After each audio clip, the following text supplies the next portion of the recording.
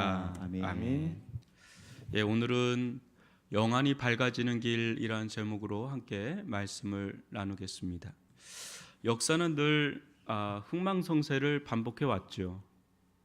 영원할 것 같던 천년의 제국 로마도 사라지고, 또 전에 없던 미국이란 나라가 생겨나서 지금 세상을 호령하고 있는 이런 일들은 늘 역사 가운데 있어 왔습니다. 또 앞으로 어떻게 될지는 또 아무도 모르죠. 세상의 흥망성쇠뿐 아니라 우리는 영적 흥망성쇠의 역사도 있다는 것을 알아야 합니다. 또 그 원인에 대해 주목해야 합니다. 이는 우리 영혼과 삶, 또 인생에 아주 직결되기 때문에 그런데요.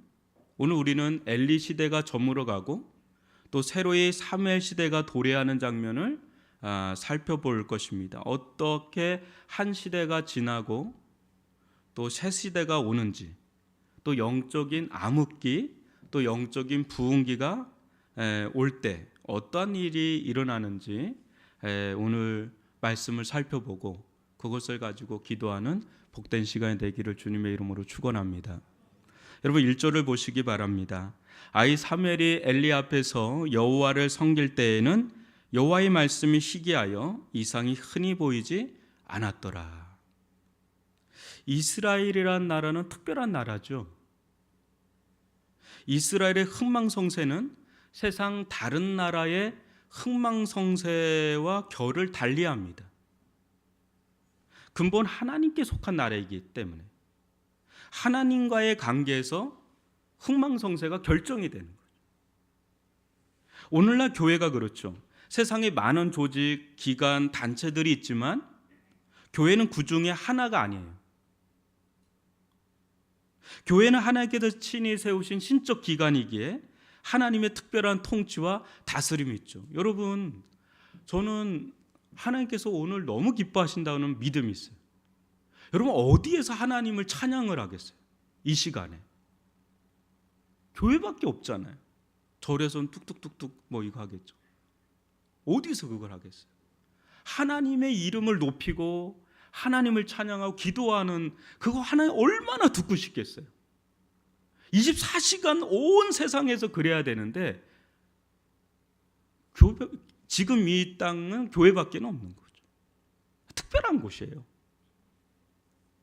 교회에 서고 넘어짐은 결코 세상 다른 모임이나 조직과 같지 않아요. 이래다 교회 망하는 거 아니야? 안 망해요, 여러분. 이러면 교회가 될 것 같은데 아니에요. 그렇게 해서 되는 게 아니에요. 교회는 특별한 곳이죠. 하나의 특별한 다스림이 있고 통치가 있는 곳이에요. 이스라엘이 그런 거죠. 보십시오. 엘리 시대 때 어떤 일이 일어났는지, 또 그 일에 어떤 파장을 일으켰는지 한번 보시면 사무엘서 저자는 엘리 시대를 다음과 같이 소개를 합니다. 하나님의 말씀이 희귀하다. 이상이 흔히 보이지 않는 시대다. 이스라엘은 하나님께서 말씀으로 국정을 운영하는 나라예요.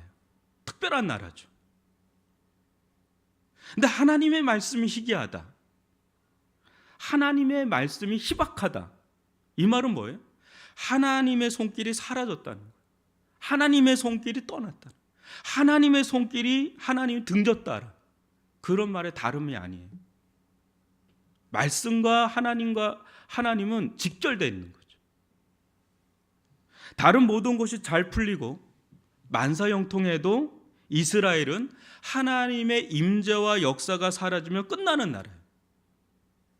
그게 생명의 동아줄이에요. 하나님의 임재, 하나님의 역사가 동아줄이에요. 근데 이게 끝났다는 끝나는 나라. 우리도 마찬가지입니다. 여러분 삶 가운데 모든 것이 잘 된다 해도 하나님과 관계가 소원해지거나 멀어진다면 어떻게 되겠습니까?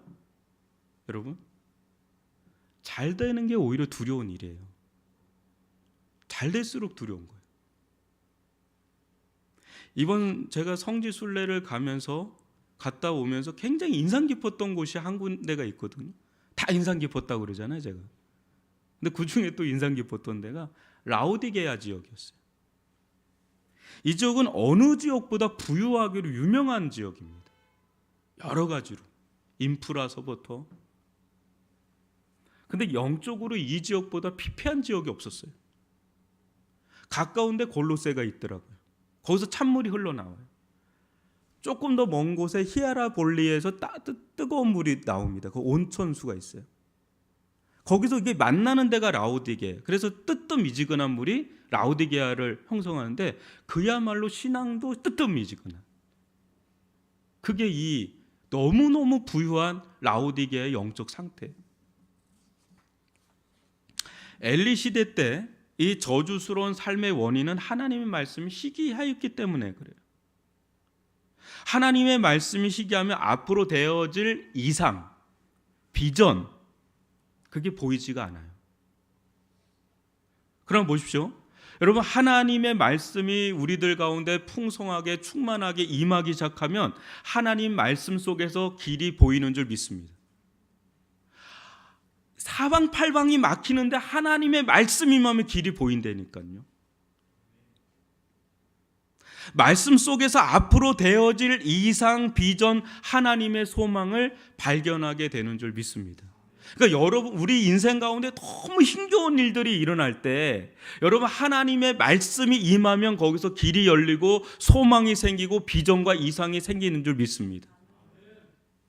특별히 이 복음이 내 안에 풍성해질수록, 오늘 이 부활 찬양하는 건 너무너무 감사해요. 복음이 내 안에 풍성해질수록 우리 영혼의 눈에 예수 그리스도, 그분의 십자가와 부활이 선명하게 보이기 시작해요. 십자가에 달리신 예수 그리스도가 왜 비전이 되고 왜 최고의 이상이 되는지, 여러분, 비전이란 노래 있잖아요. 그게 다른 데가 아니잖아요. 진짜 당신에게 비전은 가슴 뛰게 하는데 우리의 진짜 비전은 십자가입니다. 왜 그 찬양이 나오는지를 알아야 되죠.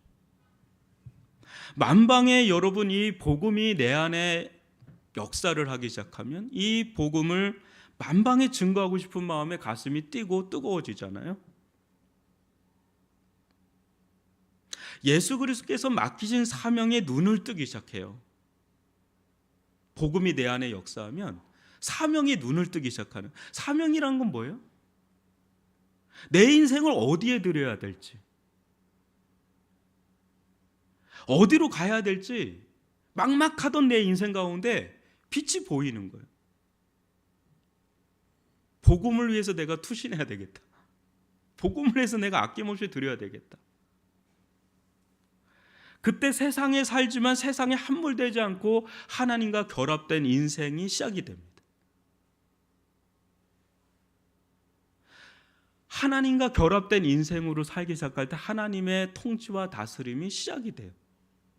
하나님이 내 인생 가운데, 내가 목회자가 아니어도 평신도로 살아감에도 불구하고 세상에서 살아가는데 그 세상의 한복판에서 하나님이 나와 함께하는 걸 경험하면서 하루하루를 살아가는 아주 멋진 인생이 됩니다.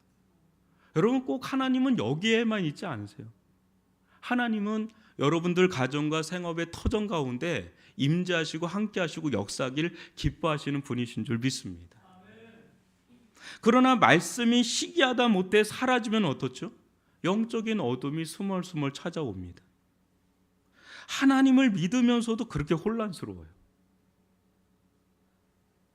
알긴 아는 것 같은데 아는 대로 살 용기도 의지도 힘도 없어요. 무엇을 어떻게 해야 될지 막막하고 답답해. 말씀이 떨어지면. 극장 안에서 더듬거리도 더듬거려입니다. 저는 예배당에서도 더듬거려요. 싫어요. 결국 한다는 것이 각자 소견에 옳은 대로 살아가는 길을 가요. 말씀 따로 삶 따로. 영적인 흑암기, 영적인 방황기가 시작이 돼요. 말씀이 떨어지면, 멀어지면. 있어야 할 자리에 있지 못해요. 해야 할 일을 하지 못해요. 엉뚱한 곳에다 인생 낭비하고 허비하며 살아갑니다. 한참을 방황을 하다가 어느 날 하나님의 은혜로 딱 제자리로 돌아오고 한다는 말이 뭔지 아세요? 왜 이 단순한 걸 몰랐지? 이렇게 얘기해요. 모르긴 뭘 몰라요. 그거를 붙잡을 힘이 없는 거예요. 들을 수 있는 귀가, 볼 수 있는 눈이 가려져 있었다는 거죠. 어두워서 그렇다. 알고 보면 너무 단순해요. 단순한데 말씀이 내게 임하면 너무 간단해요, 여러분. 어려운 게 없어요, 신앙이. 말씀이 내 안에 임하면 어려운 게 하나 없어요. 뭐 이래라 저래라 말할 설명을 장황하게 할 필요도 없어요. 그냥 그 자리에 딱 앉아 있으면 돼요. 근데 말씀이 멀어지잖아요. 그렇게 복잡하고 어려운 게 없어요, 신앙이. 되게 이상해요. 그렇게 단순한데 그렇게 복잡해요. 또 은혜 받으면 단순하고요, 은혜 없잖아요. 말씀 떨어지나 그렇게 복잡해요. 아무리 설명을 해도 못 알아들어. 그게 이 세계예요. 영적인 세계. 이 세계 눈을 뜰 수 있기를 바랍니다. 여러분, 엘리 시대의 말씀의 품절 현상은 예배 타락으로부터 온 거예요, 실은. 엘리의 두 아들 홈리와 비느하스는 제사장들이죠. 근데 하나님께 드리는 제사를 집례하는 자들인데 이들은 온갖 망나니 같은 짓을 다 했죠. 그냥 예배를 완전히 변질시켜 버리는 거예요. 그때 하나님께서 말씀을 거두어 가기 시작하는 거예요. 말씀이 사라지니까 영적인 암흑이 또 찾아와요. 영적인 암흑이 찾아오니까 예배가 더 타락해요. 그러니까 악순환이 계속 반복이 되는 거죠. 그러니까 안 되는 사람은 계속 안 되는 거예요. 되는 사람은 계속 되고. 이게 영적인 비밀이에요. 여러분, 이 모든 상황 중심에 누가 있었냐면 엘리가 있었습니다. 2절을 보세요. 엘리의 눈이 점점 어두워가서 잘 보지 못하는 그때에 그가 자기 처소에 누웠고. 엘리의 눈이 점점 어두워갔다는 말은 노안으로 육신의 눈이 이제 어두워갔다는 말이에요. 근데 동시에 무엇을 의미하냐면 그의 영적인 상태를 가리킵니다. 또 이스라엘의 영적인 상태를 말해주는 것이기도 합니다. 이 시대. 엘리의 영안이 어두워져 갈수록 하나님 그에게 어떤 말씀도 하지 않으셨고 그때 그는 그 시대를 영적으로 이끌어 나갈 수 있는 없는 그런 지경이 돼버린 거예요. 세상을 살아가는데 육안만 있으면 안 되죠. 그죠? 여러분, 우리가 세상을 살아가는데 어떤 통찰력이 필요하잖아요. 인사이트라고 그러잖아요. 그 세상을 볼 수 있는 눈이 필요하다는 말을 하잖아요. 근데 거기서 하나 더 필요하죠. 영적인 인사이트, 영안이 필요하죠. 우리는 영적인 여러분 노안이 오면 안 돼요. 영적인 녹내장, 백내장이 오면 안 돼요. 그러면 하나님의 세계가 잘 안 보입니다.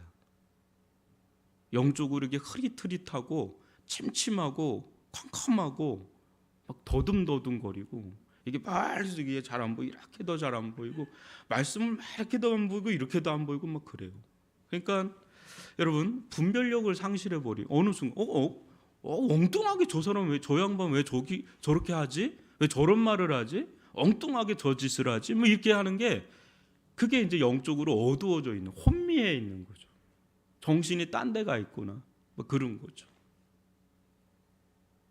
여러분, 마태복음 6장 22절로 23절 보면 눈은 몸의 등불이니 그러므로 내 눈이 성하면 온몸이 밝을 것이요 눈이 나쁘면 온몸이 어두울 것이니 그러므로 내게 있는 빛이 어두우면 그 어둠이 얼마나 더하겠느냐. 눈은 우리의 인생의 등불과 빛과 같은 거예요. 내 눈이 과연 어떤 눈이냐 이거죠. 사도 바울은 다음과 같이 기도하라고 가르치거든요. 에베소서 1장 18절로 19절 보시면 너희 마음의 눈을 어떻게 해요? 밝히사 그의 부르심의 소망이 무엇이며 성도 안에서 그 기업의 영광의 풍성함이 무엇이며 그의 힘의 위력으로 역사하심을 따라 믿는 우리에게 베푸신 능력의 지극히 크심이 어떠한 것을 너희로 알게 하시기를 구하노라. 여러분, 눈이 밝아지지 않으면 이게 안 보여요. 저나 여러분의 영안이 밝아지면 밝아질수록 우리는 하나님의 부르심의 소망이 무엇인지, 그러니까 나를 하나님께서 부르신 소망이 무엇인지에 대해서 눈이 떠지는 거예요. 또 우리가 장차받을 그 기업의 영광의 풍성함이 얼마나 크고 놀라운지에 또 눈이 떠지는 거예요. 거기에 성도의 영광이 있습니다. 또 우리에게 임한 이 구원의 능력이 실제 얼마나 크고 위대한지 더욱더 또렷이 알게 되고 보게 되고 깨닫게 됩니다. 그러면 그럴수록 이 복음의 능력이 얼마나 큰지 확신하게 돼서 나를 변화시키고 살린 이 복음을 다른 이들에게, 심지어는 땅끝까지 전하고픈 마음으로 충만하게 됩니다. 그러기에 우리는 이 복음의 진리를 더 밝히 알고 깨닫고 보게 해달라고 기도해야 한다는 거죠. 그래서 우리의 성령께서 우리의 영혼의 시력을 1.0에서 하나님 저의 영안을 더 열어주시고 더 밝게 하여 주셔서 5.0, 10.0이 되게 해주세요. 더 하나님의 영광을 보게 해주세요. 나에게 임한 구원의 영광이, 능력이 얼마나 큰지를 알게 해주세요. 내가 장차받을 영광, 기업의 영광이 얼마나 풍성한지, 또 나를 부르신 부르심의 소망이 얼마나 놀라운지를 더 알게 해주세요. 그때 이 땅에 살지만 이 땅에 살지 않은 사람들처럼, 마치 하늘에 속한 사람처럼 살아가는 믿음의 사람으로 변해갈 줄 믿습니다. 여러분, 보는 만큼 삽니다. 보는 만큼 삽니다. 들리는 것만큼 삽니다. 여러분, 시편 119편 18절 보니까 내 눈을 열어서 주의 율법에서 놀라운 것을 보게 하소서. 우리의 영안을 열어달라고, 더 선명하게, 더 밝게, 흐릿하지 않게 열어달라고 기도하는 저와 여러분이 될 수 있기를 바랍니다. 그러나 이스라엘의 여러분, 희망의 등불이 완전히 꺼진 것은 아닙니다. 3절을 보십시오. 하나님의 등불은 아직 꺼지지 아니하였으며 사무엘은 하나님의 궤에 있는 여호와의 전안에 누웠더니. 엘리의 두 아들은 제 역할과 기능을 하지 못했습니다. 그럼에도 실제 실로에 있는 성막 안에 있는 하나님의 등불은 아직 꺼지지는 않은 거예요. 이 말은 여러분, 이스라엘의 성전 기능이 완전히 무너지진 않았음을 말합니다. 누군가 이 와중에 성전을 성전되게 하고 예배를 예배되게 하는 누군가 이 와중에 있었다는, 이렇게 타락하고 혼탁한 시대, 그런 자 중에 대표적인 자가 바로 사무엘인 거예요. 여러분, 사무엘은 비록 어린 소년이죠. 그렇지만 하나님의 궤, 즉 말씀을 상징하는 언약의 두 돌판이 있는 하나님의 전 안에 있어요. 이것이 엘리와 다른 점입니다. 여러분, 엘리는 막중한 직무를 맡았음에도 자기 처소에 누워 있어요. 근데 아직 하나님께 부름을 받지는 못한 이 사무엘은 어린 나이임에도 불구하고 하나님의 전 안에 있어요.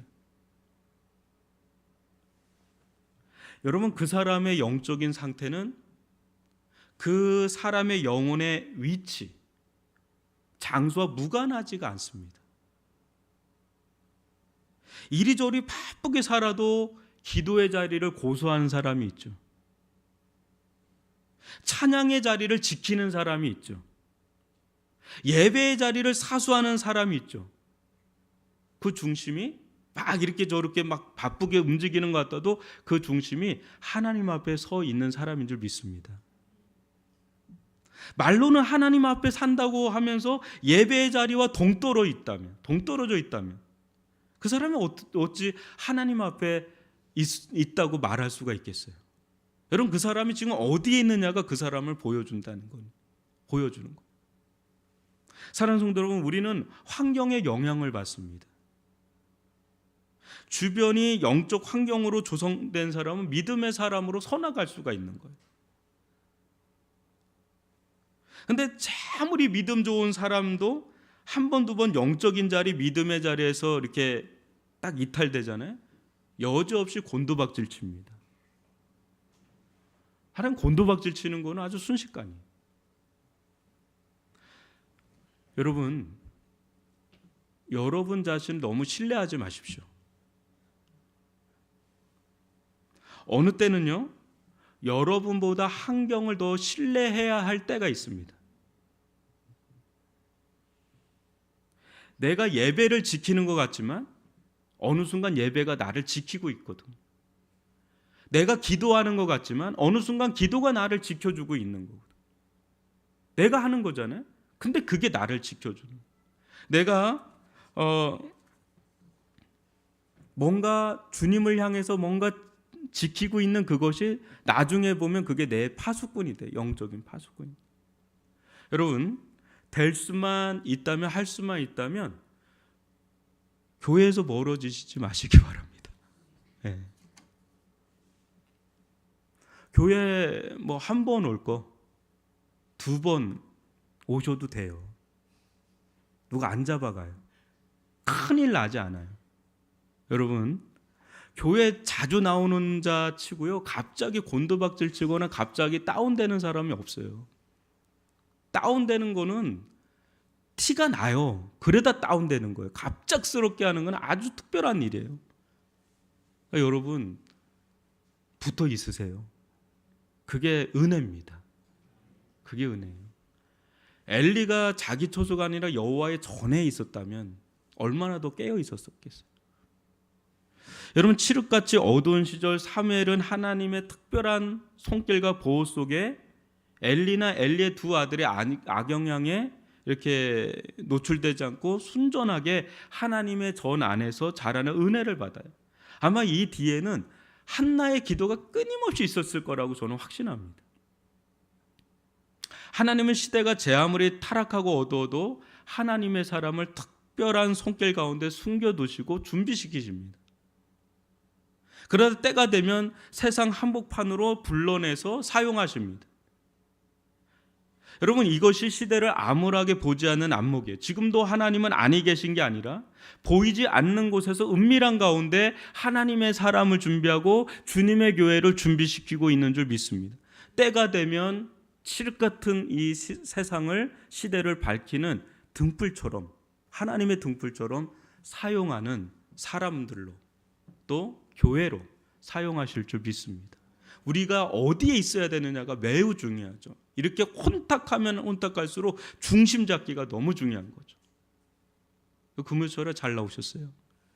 금요철야가 여러분들을 지켜줍니다. 여러분들이 지키는 거죠. 작정을 하세요. 나는 이 날은 나 안 빠지겠다. 목사님 빠질 때 외에는 하여튼 안 빠지겠다. 그렇게 안 빠지는 게 나중에 여러분들 영혼을 지키는 길이 된단 말이죠.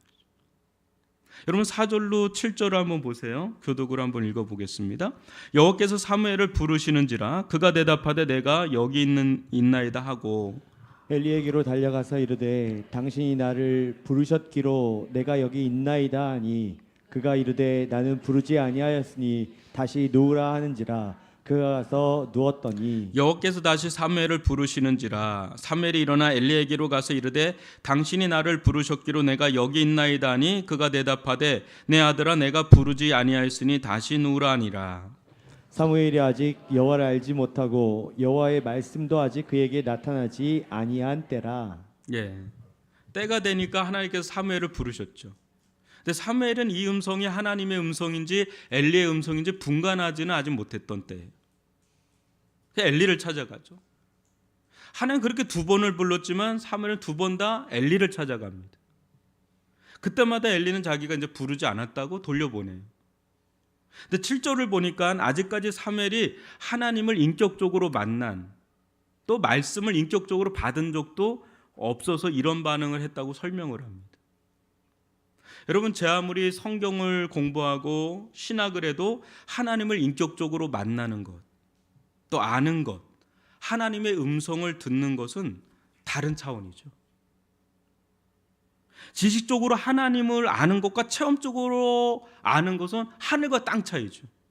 여기 코카콜라가 있는데 이 코카콜라 맛을 아무리 잘 묘사를 해도 여러분, 이것을 마시지 않는 한 이것을 알 수는 없는 거죠. 맛을 봐야 이 맛을 아는 게 있잖아요. 그러니까 하나님에 대해서는 많이 얘기할 수 있어요. 근데 하나님을 인격적으로 만나는 게 중요해지는 때가 와요. 우리가 다음 세대를 위해서 기도하고 가르쳐요. 그죠? 근데 어느 순간에 인격적으로 하나님을 만나야 되는 때가 오죠. 그때 여러분, 신앙의 독립성이 생기는 거예요. 신앙의 자립성이 생겨요. 여러분, 동물의 왕국을 보면 이 사자나 표범들이 새끼를 막 이리저리 막 굴리면서 키웁니다. 이제 야생에서 살아갈 수 있도록 막 훈련도 하고 굴려요. 근데 막상 사냥터에 딱 처음에 내보내면 여지없이 실패해요. 달리는데 얘는 일로 가는데 자기는 계속 달려가고 있고, 막 잡아도 놓치고 막 이렇게 한동안 계속 실패합니다. 그러다가 어느 순간에 딱 자기 스스로 성공하는 순간을 맞이해요. 그때 야성이, 본성이 확, 맹수로서의 그게 확 살아나죠. 근데 그때가 실은 독립할 시기예요. 이제 점점 어미 품에서 떠나가서 자립적으로 자기만의 바운더리를 가지고 나가는 걸 보게 돼요. 신앙도 마찬가지예요. 신앙도 어느 순간에 부모의 신앙이 내 신앙인 줄 알았거든요. 근데 어느 순간에 어떤 상황이 오니까 내가 여지없이 형편이 없는 거예요. 또 아내의 신앙이, 남편의 신앙이 내 신앙인 줄 알고 남편 바지 잡고 아내 치맛자락 잡고 막 교회 했는데 어느 순간에 인생 큰 코로 한번 닥치는 순간에 여지없이 무너져 버리죠. 그때 깊이 하나님께 나아가게 돼서 그때 막 기도도 하게 되고 말씀도 보게 되고 어떤 연유가 되든 하나님께 막 나아가게 되는 그런 가운데 하나님을 깊이 인격적으로 만나는 순간을 맞이하게 돼요. 그때 여러분, 말씀이 들린다는 게 뭔지, 인격적으로 말씀을 듣는다는 게 뭐고, 성령의 인도를 받는다는 게 뭐고, 또 하나님 앞에 믿음으로 순종한다는 게 뭔지가 이전에는 다 머릿속에만 있던 것인데, 이제 내 영혼에 하나님의 말씀이 들려오고 성령의 인도를 받고, 사람들은 다 아니라고 하는데 나는 기도하는 가운데, 예배 가운데 하나님께서 말씀을 분명하게 주시는 게 내 마음에 확신이 와서 그걸 순종해서 나갔는데, 거기서 하나님의 역사를 체험하면서 그때 자립적인, 독립적인, 인격적인 신앙이 시작되는 것을 경험하게 된다는 거죠. 그게 하나님을 인격적으로 만나는 거죠. 저는 우리 모든 성도들이 이런 성숙한 자립적인 믿음의 사람들이 될 수 있기를 바랍니다. 여러분, 이 기도의 자리가 그런 자리죠. 기도하면서 여러분 동일하게 앉아있지만 동일하게 은혜 받는 게 아니에요. 하나님 동일하게 역사하지 않아요. 이 사람에게는 이렇게, 이 사람에게는 이렇게. 그냥 어느 순간에 예배당 오면서 은혜 받는 사람이 있고요, 찬양 가운데 무너지는 사람이 있고요, 어떤 사람은 말씀 가운데 그냥 그 어떤 대목에서 꽂히는 사람이 있고요, 기도하는 가운데 응답 떨어지는 경우도 있고요. 여러분, 그렇게 하면서 우리의 신앙이 점점 자라가요. 처음에는 여러분 옹알이 하잖아요. 그러다가 좀 지나면 또 엄마 아빠 하듯이 처음에는 걸음마도 못 하잖아요. 그냥 목도 못 가누잖아요. 못 가누다가 못 가누고, 그러다가 안고, 그죠? 그러다 배 뒤집게 하면 와 잘한다고 막 갖고, 그 어느 순간 애가 뻘떡 일어났다가 주저앉고 막 이러잖아요. 그러다 조금 좀 어금어금하면서 막 애가 걷고, 그러다가 어느 순간에 막 그냥 100m 달리기 하고, 막 우리 주한이 보면 농구를 얼마나 잘하는지 몰라요. 옛날에 안 그랬잖아요. 1살일 때 어떻게 그걸 해요? 근데 지금 막 오래 달리기도 하고, 영적인 근력이 우리 영적으로도 마찬가지예요. 처음부터 하나님에 대해서 알고 그러지 않잖아요. 근데 이런 경험이, 체험이 축적이 되면 점점 영적인 근력이 자라죠. 그게 분별이 되는 거죠. 그리고 어떻게 살아야 되는지도 알고, 그러면서 서서히 아주 자립적인 그런 신앙의 사람으로, 믿음의 사람으로 서나가게 되는 것입니다. 그런 은혜를 누릴 수 있기를 바랍니다. 지금 사무엘은요, 이제 첫 스타트 지점에 와 있습니다. 이때 엘리는 연장자로서 조언을 하는데 8절로 9절을 보세요. 여호와께서 세 번째 사무엘을 부르시는지라 그가 일어나 엘리에게로 가서 이르되 당신이 나를 부르셨기로 내가 여기 있나이다 하니 엘리가 여호와께서 이 아이를 부르신 줄 깨닫고 엘리가 사무엘에게 이르되 가서 누웠다가 그가 너를 부르시거든 내가 말하기를 여호와여 말씀하옵소서 주의 종이 듣겠나이다 하라 하니 이에 사무엘이 가서 자기 처소에 누우니라. 여러분, 엘리가 비록 타락한 사사고 제사장이라고 하더라도 엘리가 완전 타락한 게 아닙니다. 한나에게도 결정적인 영향을 미친 것은 엘리입니다. 사무엘에게도 지금 결정적인 영향을 미친 건 엘리예요. 근데 엘리가 가르쳐준 이 자세는 우리가 꼭 갖춰야 하는 영적 자세입니다. 사랑하는 성도 여러분, 오늘 또 요즘에 여러분 가운데 정말 하나님의 말씀을 인격적으로 듣고 싶은, 정말 듣고 싶은 마음의 소원이 있는 분 계세요? 정말로? 그러면 엘리가 가르쳐 준 대로 하세요. 하나님, 말씀해 주십시오.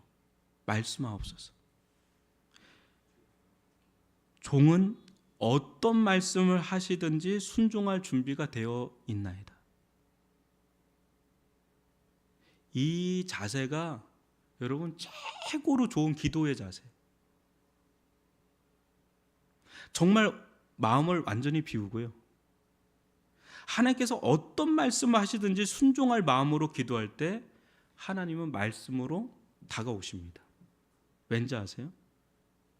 말씀을 들을 준비가 되어 있는 거거든. 그러니까 말씀하셔도 하나님이 아깝지가 않으세요. 근데 하나님이 안 주세요. 왜? 들을 준비가 안 된 사람에게는 줄 필요가 없죠. 안 주시는 거예요. 그래서. 근데 여러분 이게 쉽지가 않아요. 해보면. 왜냐하면 내 안에 내가 너무 많아요. 내가 너무 강해요. 내가 너무 고집이 세요. 그러니까 내 음성으로 가득 차 있어요. 내 주장으로, 내 소원으로 가득 차 있으니까 이게 비우질 못해요. 기도하면서도 딴 생각해요. 기도하면서 자기가 자기에게 응답을 줘요. 야, 이렇게 해라. 자기가 자기에게 응답을 주니까 하나님께서 주실 이유가 없는 거죠. 근데 여러분 마음을 싹 비운다는 게 굉장히 두려워요. 어떤 점에서 두렵냐면 비우는 것도 어려운데 뭐가 어렵냐면 내가 싫어할 거, 내가 두려워하는 말씀 주실까 봐. 그래서 그거 못 내려놔요. 내가 진짜 내 아킬레스 있잖아요. 내가 이것만큼은 안 되기를 원하는 거 있잖아요. 혹여나 그거 될까 봐 두려워서 못 내려놔요. 근데 여러분 내려놓으셔도 됩니다. 하나님은 왜 아멘이 없죠?